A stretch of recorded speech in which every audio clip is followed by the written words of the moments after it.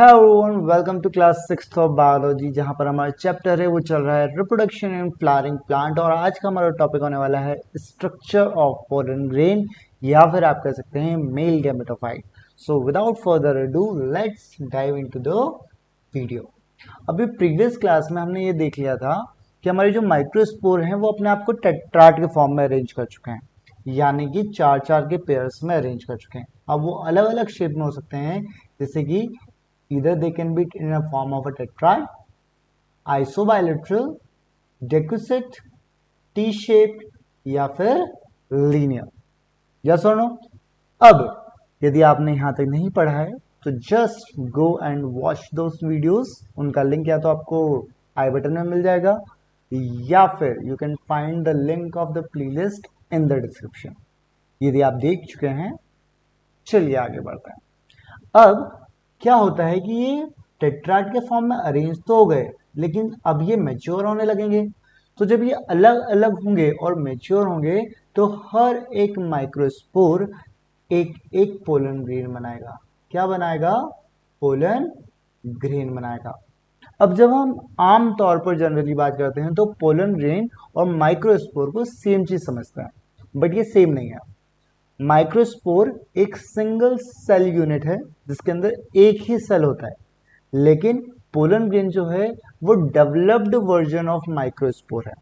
इसके अंदर या तो 2 सेल होंगे या फिर इसके अंदर 3 सेल होंगे, ओके, डिपेंडिंग अपॉन कि अभी वो कौन सी स्टेज में है। यस और नो? जब ऐसा होगा तो इसके स्ट्रक्चर में भी चेंज आएगा। और स्ट्रक्चर में क्या चेंज आएगा तो यहां पर देखते हैं।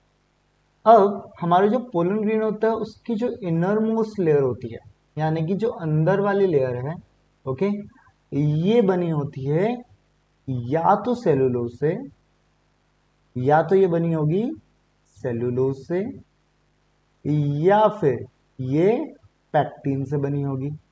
और इसको हम नाम देंगे इंटाइन। क्या नाम देंगे? Intine. This is the inner layer. और क्योंकि सेलुलोज या फिर पैक्टिन से बनी है तो ये बहुत ज्यादा सॉफ्ट है, तो अब इसको प्रोटेक्ट करने के लिए हमें एक एक्सटर्नल लेयर चाहिए। यस और नो?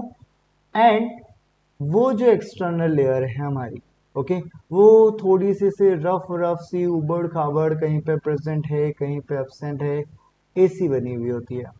यस और नो? माइक्रोस्कोप के अंदर देखोगे तो भी आपको इसको ऐसा ही स्ट्रक्चर मिलेगा, यानी कि कहीं पे प्रेजेंट है कहीं पे एब्सेंट है।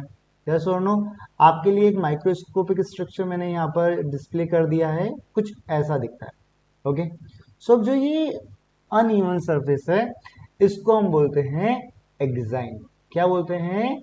Exine. This is the outer layer of your pollen grain and this is made up of sporopollenin.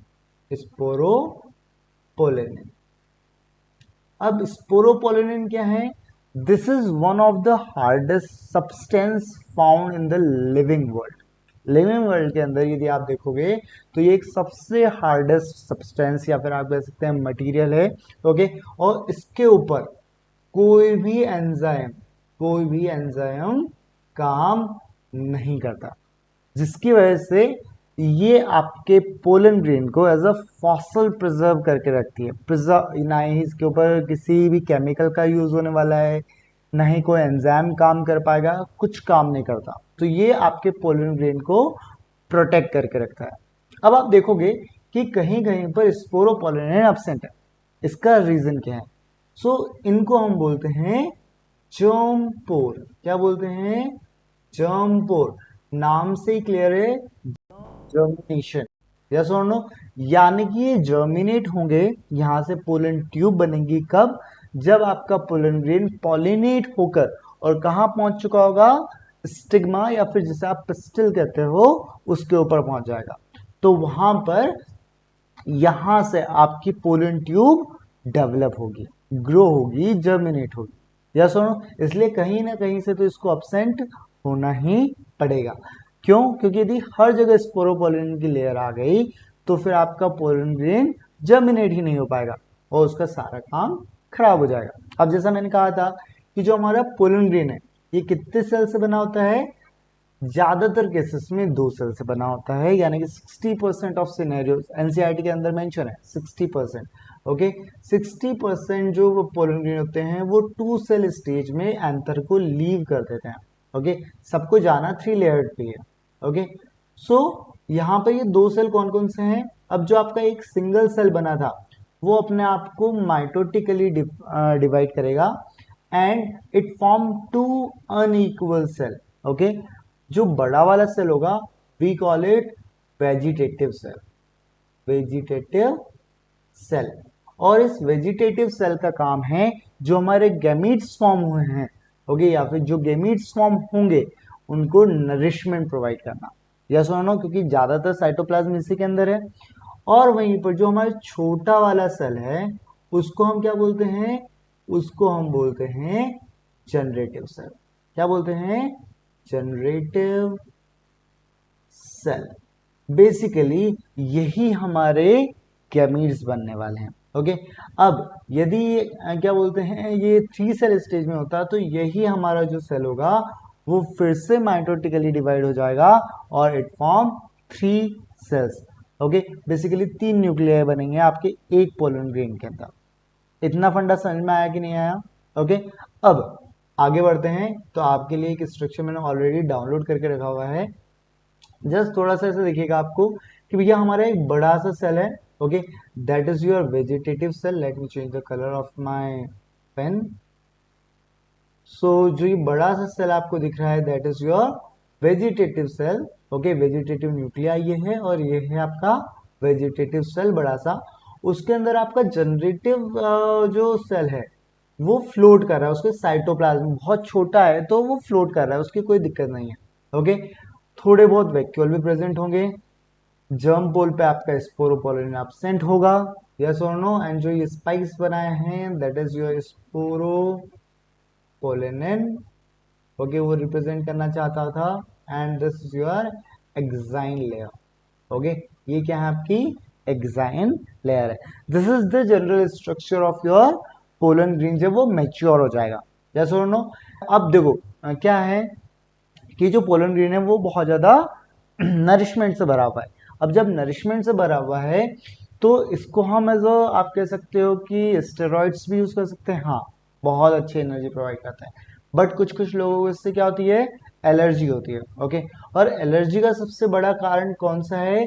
So that is your पार्थिनियम। Okay, पार्थिनियम क्या है? आपने गाजर घास का नाम सुना होगा? डेफिनेटली सुना होगा। ओके, कि भैया वो क्या बोलते हैं वीट के साथ जब यूएसए से हमने इंपोर्ट किए थे वीट को तो उस टाइम पे वो वीट के साथ मिक्स होकर आ गई थी और क्योंकि उसका कंपटीशन नहीं था तो वो बहुत ज़्यादा तेजी से फैल गई। ओके, और उसी की वजह से आज के टाइम पे इंडिया में सबसे ज़्यादा क्या होती है? एलर्जी होती है। तो आपसे एमसीक्यूज में पूछा जा सकता है।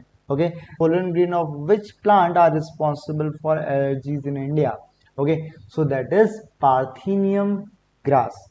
ओके, अब अच्छा देखो क्या होता है कि यदि आप पोलन ग्रेन जो होता है उसकी वायबिलिटी जो है वो वेरी करती है। ओके, कैसे वेरी करती है? कुछ प्लांट्स होते हैं जैसे कि वीट वगैरह हो गए, ओके, इनमें जो पोलन ग्रेन है उसकी वायबिलिटी होती है 30 मिनट्स। ओके, बहुत कम होती है क्योंकि पास पास सारे प्लांट होते हैं, फटाफट पॉलिनेशन हो जाता है और वहीं पे जर्मिनेट हो गए, काम खत्म। लेकिन कुछ स्पीशीज होती हैं जिनके पोलन ग्रेन की वायबिलिटी बनी रहती है महीनों तक। ओके, और वो कौन कौन से हैं? जैसे कि रोसेसी आपकी फैमिली है। Okay, Leguminosae. ओके, लेग्यूम्स जो होते हैं वो सारे के सारे इसी के अंदर आते हैं। ओके, देन सोलेनेसी, ये वो आप कह सकते हो फैमिलीज हैं जिनकी पोलन ग्रेन की वायबिलिटी बहुत लंबे टाइम तक बनी रहती है। ओके, सो आपसे एक एनसीईआरटी के अंदर या फिर एमसीक्यूज के अंदर ये पूछा जा सकता है कि क्या कोई प्लांट जो दिल्ली में है वो मुंबई के प्लांट को पॉलिनेट कर सकता है? हाँ, कर सकता है। ओके, लेकिन वो कौन सी स्पीशीज से बिलोंग करना चाहिए? इन स्पीशीज में से बिलोंग करना चाहिए, यस और नो। अच्छा, अब क्या होता है कि हम पोलन ग्रेन को कई बार प्रोटेक्ट करके भी रख सकते हैं। ओके, और उसको कितने डिग्री पर रखना पड़ेगा? -196 डिग्री सेल्सियस, यानी कि लिक्विड नाइट्रोजन के अंदर रखना पड़ेगा। ओके, एंड हम इनको क्या बोलते हैं? पोलन बैंक बोलते हैं। क्या बोलते हैं? पोलन बैंक बोलते हैं। ओके, आई होप आपको ये टॉपिक समझ में आया होगा। Okay, so see you in the next class. By the way, you can download my notes from the link given below in the description. Okay, see you in the next class, have a great day, bye bye.